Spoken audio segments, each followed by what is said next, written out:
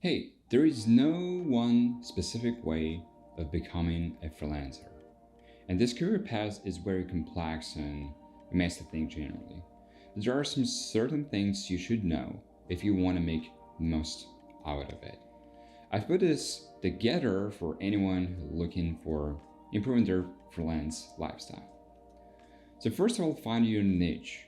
Every professional is likely to be more successful focusing on a specific area instead of trying to master different ones. You can't be an expert in everything. To create something outstanding, you need to focus and dive deep. Defining your niche will also help you get clear on what you do and what are your clients. Niching allows you to focus on what you're good at, do more of it, and get more clients, as they usually prefer to work with a professional that specializes in something than our generalist. While we're accepting all the offers, we're missing out on those specific and special ones that can take us to the next level of our career. The next one is organize your workplace. Good working space is critical. It is not easy to switch your mind from home mode to work mode and maintain consistent productivity throughout your working hours as a freelancer at home, not to mention too many distractions and just generally lonely feeling. That's why you may consider renting an office or working space where you rent a desk or somewhere to work along with other freelancers, where usually there are like very energetic people willing to communicate. Co-working offers have all the advantages of working in a regular office while allowing you to operate on your own. And having separated comfortable space that you go to for work may do wonders for your productivity and happiness. Next one is brand yourself. Since more and more designers and freelancers are coming into the industry, you have to stand out from the crowd and make yourself known. On the internet, you don't just compete with designers in your region, but with those in the whole world. Whether you're just starting or already established, a strong personal brand is something worth investing. It is a distinct way of telling your story, so you will be remembered. By building your personal brand, you identify ideal clients, separate yourself from competition, and build solid relationships. Another very important point is understanding your finances. Money management is an important part of any business, and freelance is a business. So there will be days when you're flush with cash and days when you don't have anything coming into your accounts.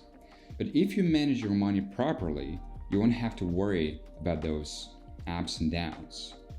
Many freelancers don't invest or save money hoping for future profits, but that's a big mistake. No matter what your income is, you have to save money and plan your budget. The retirement could come sooner than it may seem. It is better to be prepared. So take a basic finances online class if you need more information, and there's a lot of great free options and just general free information online, even on YouTube. If you'll manage your money properly, you won't have to worry about unstable earnings or seasonal falls. Your financial plan will already include all these risks and expectations, which means that you will be prepared and feel safe. One of the downsides of being a freelancer is sort of an informational and emotional vacuum. So there is no colleagues or sometimes even clients that you meet in face. It could be really lonely. But apart from a cure for loneliness, there's a couple of other important benefits of building your relations. So good relations, especially for a freelancer, are the key for landing clients. You're more likely to buy from someone if you trust them. Networking is a way of building your reputation and brand in professional communities, not only in the design field, but also in your niche. Through personal connections, you can often learn about projects and tools before they're made public. You can share your experience and expertise with other people, other designers, or potential clients. So get to know people. It is hard to underestimate networking and its impact on your career. It comes naturally to some people, while to others it can be incredibly stressful and awkward. That's true for a lot of designers, myself included. I'm actually quite terrible at networking, but it's something I've been working on. I advise you to participate in meetups or conferences in your city. There's no meetups? You can host your own. There are a lot of great online communities and people willing to attend. Check Nomad Lists, Meetup, Indie Hackers. Relationships are everything. If you want to grow, you have to grow your connections. Another important point is don't overwork. Just because you have some offers, it doesn't mean you have to take them. Choose the ones that drive you, understand your workload, and plan ahead. When you work on too many projects, there's a high risk that you will be not delivering your best self and will fail to become your best designer self in future. Projects can often last longer than planned, so always have reserved time for some edits, additional work, and case study preparation. If there's a project that would end up earlier than planned, you will have the perfect opportunity to update your portfolio or maybe start some side project you've been wanting to do for some time. And don't forget that you also need a vacation, a time to recharge your batteries. Being a freelancer, you might need a vacation more than most. So plan and warn your clients ahead and enjoy your time off. Working without any time off is a great way to burn yourself out. Extra money earned can't cure that, so don't forget to take a break. Working as a freelancer doesn't mean that you have to do all your work alone. Even if you're a one-man business, you can still outsource a lot of things. You can contract a finance person to handle your books or a marketer to help you building a customer base. Another thing to consider is different collaborations in some complex projects. You can make what you do the best and transfer other parts to other designers. For example, if you're more into interfaces, you could outsource some illustrations or graphic heavy part of the project. Focusing on what you do the best is always a good idea. Sharing a part of a project with other designers or collaborations could be tricky, but it pays well. Let the creative synergy thrive. Always try to keep your portfolio updated. Everyone knows that, right? How frustrating and time-consuming keeping your portfolio up to date is. But you can't underestimate how crucial it is for your brand and business. Your dream clients may not choose you because they had no chance to see your best, fresh works. No matter what type of design you do, an online portfolio is a must. Reserve your time after each project to prepare some case study, dribble shots, and all the other assets for a great presentation.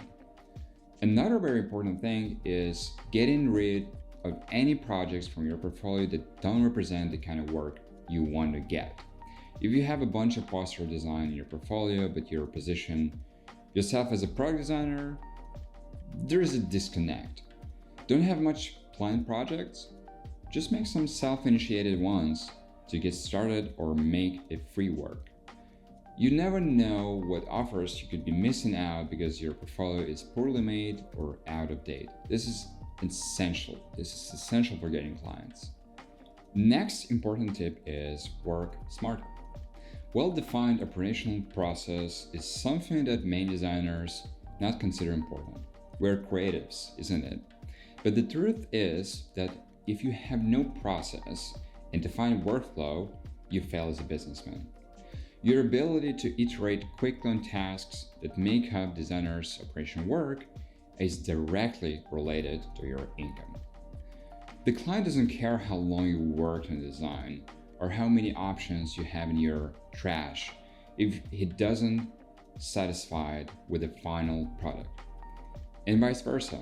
If you solve the client's problem quickly and efficient, he will definitely appreciate it. In a designer's work, there are a large number of operations that can be automated or templatized. Take, for example, the work of the UI designer. You can use UI kits or pre-made design systems to quickly scale and reuse the components.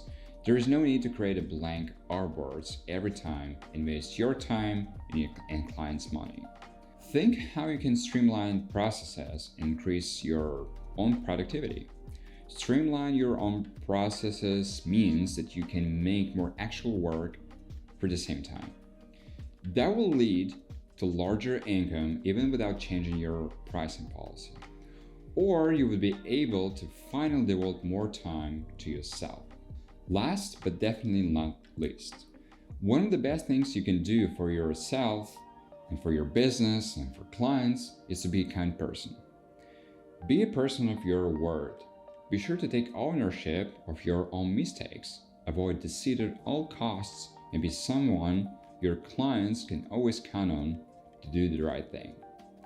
Your personality and how you act with other people has a great effect on your business and success.